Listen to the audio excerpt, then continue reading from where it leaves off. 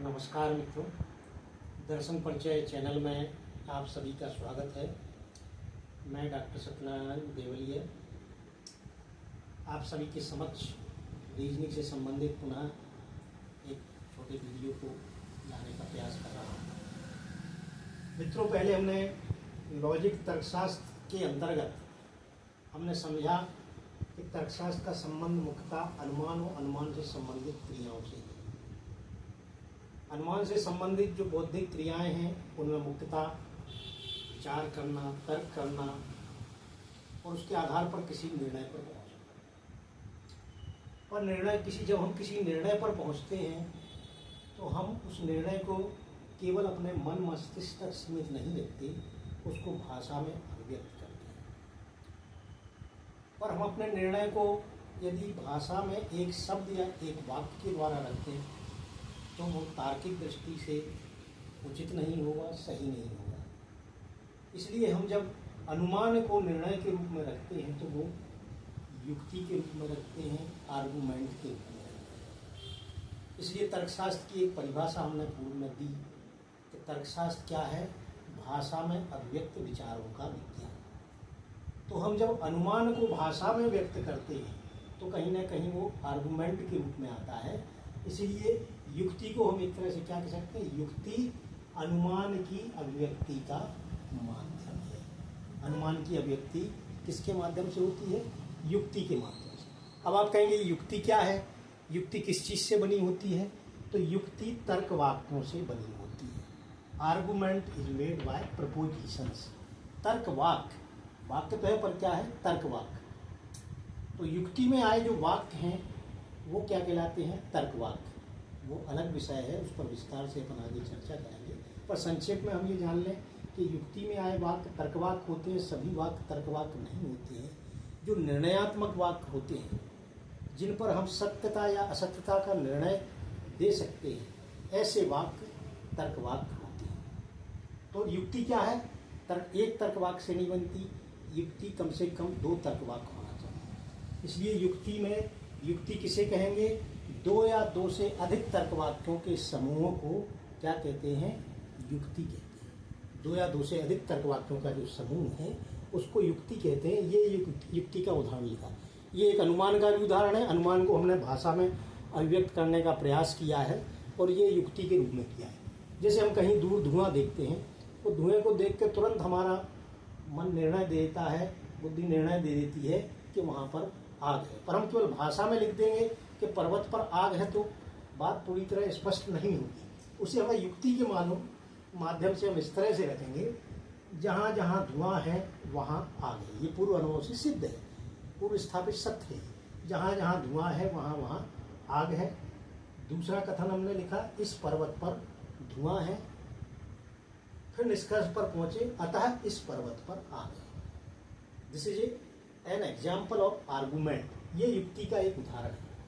हम सीधा पर्वत पर आग है ये निर्णय पर पहुंचे, पर हम जब उसको युक्ति के माध्यम से रखें तो हम तीन वाक्यों, ये वाक्य जो कहलाए ये तर्क वाक्य कहलाए, है ना। इन वाक्यों को हम क्या कहेंगे? ये तर्क वाक्य है।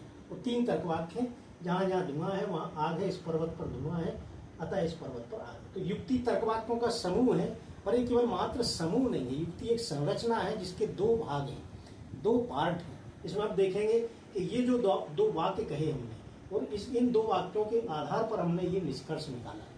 तो ये जो दो वाक्य हैं ये वाक्य क्या कहलाएंगे? आधार वाक्य, प्रेमाइसेस, है ना। तो पहला भाग हो गया युक्ति का आधार वाक्य, युक्ति की संरचना है ये। और दूसरा, इन दो आधार वाक्यों के आधार पर हम इस निष्कर्ष पर पहुंचे कि इस पर्वत पर आग है, तो ये क्या कहलाया? निष्कर्ष।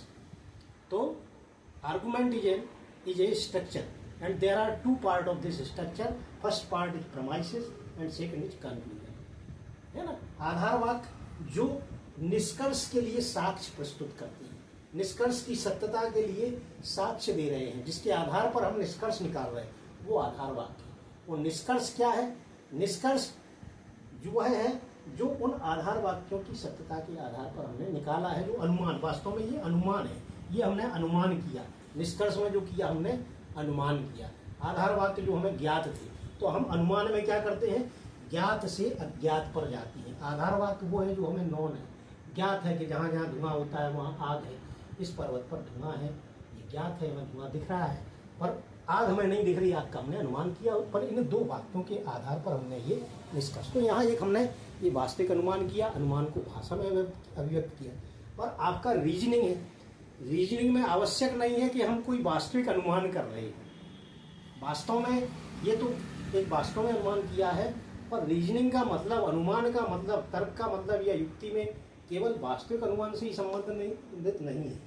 भाषा में यदि दो कथन हैं, उनमें कोई तार्किक संबंध है, भले ही कथन वो वास्तविक सत्य हैं या नहीं है, पर उन दो कथनों में कोई तार्किक संबंध है, उसके आधार पर हम निष्कर्ष भी निकाल लेते हैं, वह भी एक युक्ति का रूप होता है। और आपको आजकल रीजनिंग में इसी तरह की आपको उदाहरण आपको देखने मिलेंगे।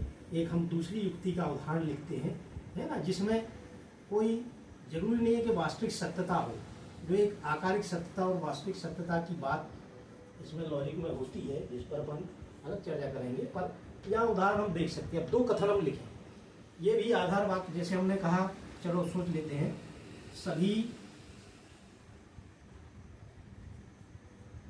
कुत्ते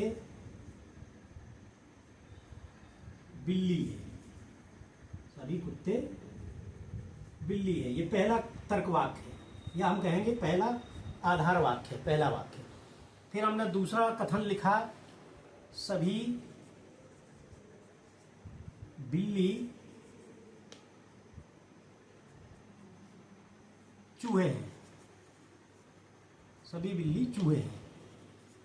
ये मान लो वास्तव में सत्य नहीं होता है, पर हमने जो कहा कि रीजनिंग का मतलब केवल वास्तविक सत्य कथनों के आधार पर निष्कर्ष निकालना नहीं है। हम कोई भी दो कथन इस तरह से लेते हैं कि जिनमें तार्किक संबंध हो। ये दो कथन हमने लिख दिए, मान लिया सभी कुत्ते बिल्ली है, फिर दूसरा कथन माना कि सभी बिल्ली चूहे हैं। तो अब इसके आधार पर ये दोनों आपके क्या हो गए, ये दोनों आधार वाक्य हो गए, ये प्रमाइसिस हो गए। तो इसके आधार पर निष्कर्ष क्या निकलेगा, अतः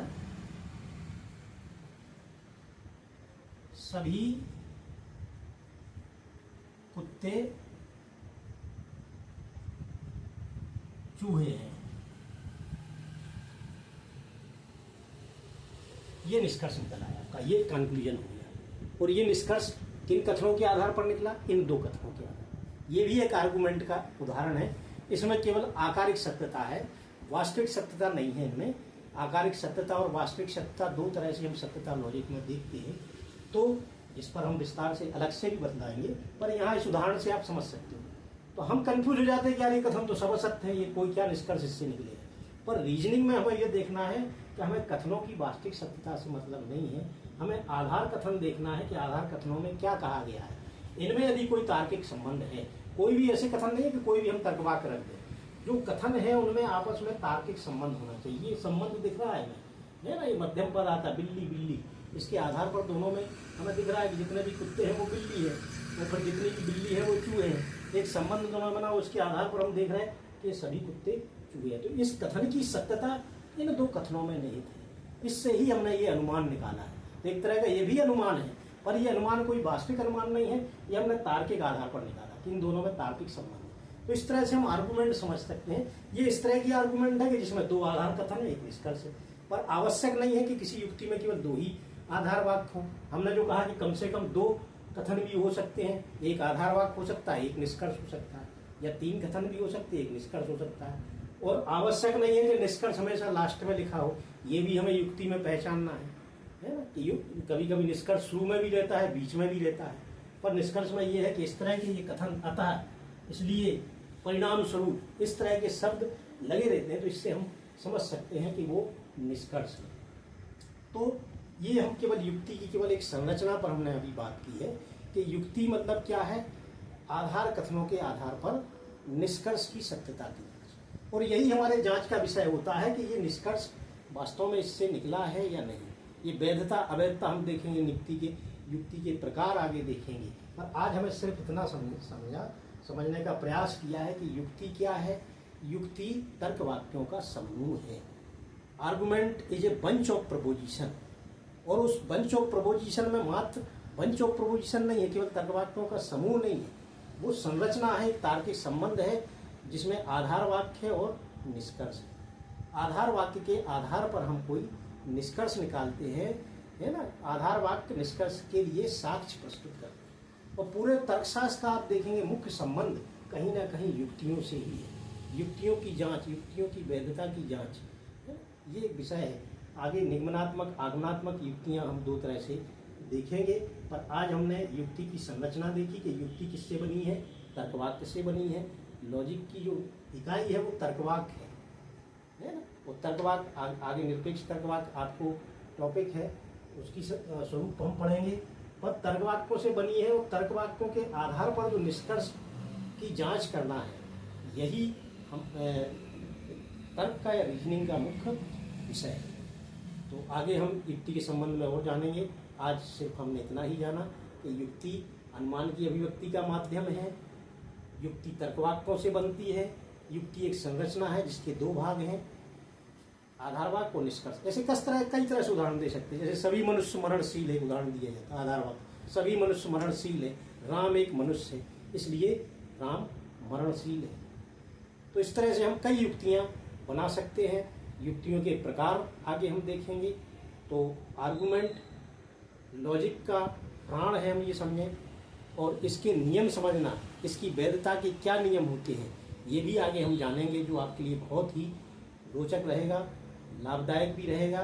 बस आपने यदि ये चैनल सब्सक्राइब नहीं किया है तो इस चैनल को आप शीघ्र सब्सक्राइब कीजिए। आगे आपको बहुत ही उपयोगी वीडियो इसमें मिलेंगे। जैसा भी हमें समय मिलता जाएगा हम ये आपको इन चैनल के माध्यम से आपके साथ वह चीज़ साझा करने का प्रयास करेंगे। धन्यवाद।